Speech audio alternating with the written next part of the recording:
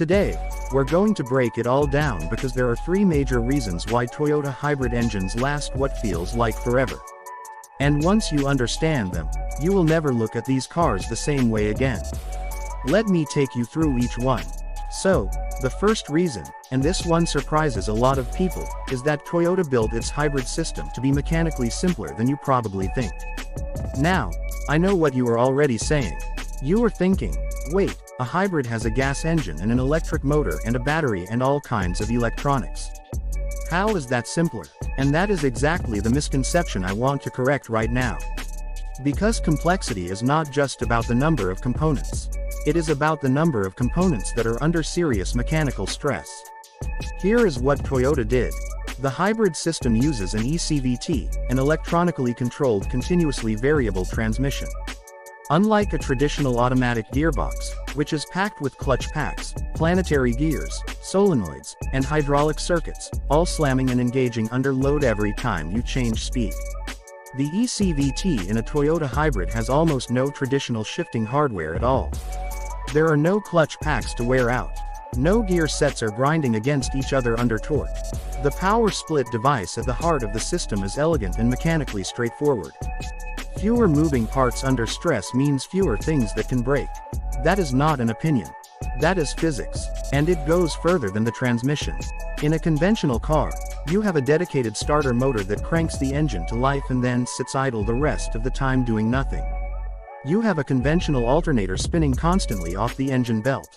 In the Toyota hybrid system, the electric motor generators handle those roles. Fewer dedicated components, fewer failure points. Even the brakes last dramatically longer in these cars because every time you lift off the throttle or press the brake pedal, the electric motor is doing the slowing work through regenerative braking, converting that energy back into electricity instead of burning it off as heat through your brake pads. Real-world Toyota Prius owners routinely report going 100,000 miles or more before their brake pads need replacement. In a normal car, that would be unthinkable. Think about it this way. Compare a Toyota hybrid to one of those modern turbocharged three-cylinder engines that so many manufacturers are pushing right now. Those engines have a turbocharger spinning at over 100,000 revolutions per minute, an intercooler, a wastegate, a blow-off valve, direct injection systems that require high-pressure fuel pumps, and all of that on top of the regular engine architecture. Every one of those extra components is a potential failure point. Toyota looked at that approach and said no. They chose a conservative, proven mechanical design. And the real-world result is that taxi fleets around the world, from London to Tokyo to Los Angeles, run Toyota Prius cabs for 500,000 kilometers and beyond before they even think about major drivetrain work. That is not marketing. That is commercial operators making ruthless economic decisions based on reliability data, and they keep choosing Toyota. Now, let us move to reason number 2 because this one is really fascinating once you understand the mechanics. The gas engine in a Toyota hybrid simply works less than the engine in a normal car. And less work over time means slower wear. It is that direct. Here is the situation. In a conventional car, every time you pull away from a traffic light or merge onto a highway or climb a hill, your engine alone has to handle the full load. The hardest moments for an engine are cold acceleration from a stop, high load climbing, and heavy demand at low RPM, all happen constantly. In city driving, especially, which is where most cars spend most of their time, a conventional engine is constantly cycling between full load bursts and idle, which is one of the most punishing patterns possible for mechanical components. The Toyota hybrid system flips this completely. The electric motors handle the hardest load moments during launch. During heavy acceleration, during stop-and-go traffic, the electric motor carries the majority of the torque demand, and the gas engine either assists lightly or shuts off entirely. In pure city driving at low speeds, the gas engine can stay off for significant stretches. When the engine does run, it is often operating in a narrower, more efficient RPM band away from the brutal low RPM, high-load situations that accelerate wear on pistons, bearings, and valve train components.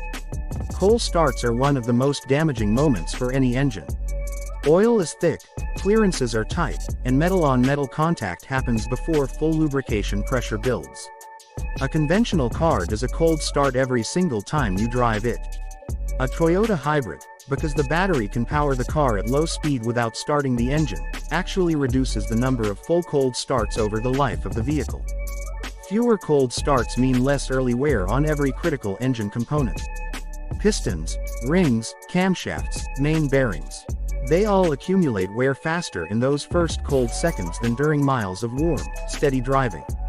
The result of all this is that a Toyota hybrid engine is, in very practical terms, aging more slowly than the engine in a comparable non-hybrid vehicle. Mile for mile, the engine in a hybrid has experienced less thermal cycling, less mechanical stress, and fewer hard load vents.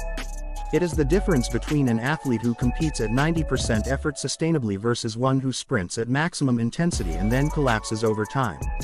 The sustainable approach wins on longevity every single time. Alright, reason number 3, and I want to spend real time on this one because it is the concern I hear more than anything else when people talk about used hybrids. The battery. People are genuinely afraid of it. They imagine it failing at 200,000 miles and costing them $8,000 to replace, and suddenly the whole value of the car is gone. I understand that fear, but I want to explain why Toyota engineered its battery system specifically to prevent that outcome. First, Toyota's battery management system is extremely conservative about the charge range the battery actually uses. When you look at your battery display in a Prius or Camry Hybrid, what you see is that a full charge is not actually a full charge. Toyota deliberately limits the battery to operate within a middle band, typically between roughly 40 and 80% of the true physical capacity of the cells. The battery never actually charges to its absolute maximum, and it never depletes to its true zero. This is critically important because the fastest way to kill any lithium or nickel metal hydride battery is to repeatedly charge it fully and drain it fully. Those deep cycles create chemical stress in the cells that accumulates over time and degrades capacity. Toyota avoids this almost entirely. The battery lives its whole life doing small, controlled, gentle cycles within a safe middle range. Think about the difference between your phone battery and a Toyota hybrid battery. Your phone charges to 100% every night and drains to 5 or 10% every day. That is brutal for the cells. That is why phone batteries noticeably degrade within 2 or 3 years. A Toyota hybrid battery never sees anything close to that kind of abuse. The software is constantly monitoring cell temperatures, balancing charge across the pack, and keeping everything operating within safe parameters. The thermal management of these systems is also a serious engineering challenge. The battery pack has active cooling in most configurations, with temperature sensors monitoring the pack continuously. If temperatures drift outside the optimal range, the system responds. This matters because heat is the primary accelerator of battery degradation. By keeping temperatures controlled and charge cycles gentle, Toyota dramatically extends the service life of the battery well beyond what most owners expect. And the real-world evidence backs this up. There are documented cases of Toyota Prius hybrids with 250,000, 300,000, even 350,000 miles still on their original battery pack with the majority of original capacity intact. This is not rare. It is common enough that professional mechanics who specialize in high-mileage Toyotas often say the battery is the least of their concerns. The more common failure points are things like coolant and regular maintenance items, not the battery. Now, all three of these reasons exist within a broader context that matters enormously. Toyota as a company has a deep cultural commitment to what they call Kaizen, continuous incremental improvement. Rather than completely redesigning their hybrid system every few years, chasing headlines, they have refined the same fundamental architecture across generation after generation. The result is a drivetrain that has been tested not just in laboratories but in hundreds of millions of real-world driving hours across every climate, every road condition, every usage pattern on Earth. The parts are globally available. The service procedures are well understood by mechanics everywhere. The failure modes are known and documented. That kind of generational refinement creates a reliability floor that genuinely flashy, revolutionary engineering simply cannot match. This is also why used Toyota hybrids hold their value so stubbornly. Buyers in the used market are not naive. They have learned through experience and word of mouth that a 10-year-old Toyota hybrid with 150,000 miles is not a risky purchase. It is often a remarkably smart one. Low fuel costs, low brake replacement costs, and a drivetrain that is likely to keep running reliably for years more. For commuters, families, ride-share drivers, anyone who puts real miles on a car and needs it to be predictable, a used Toyota Hybrid makes hard economic sense.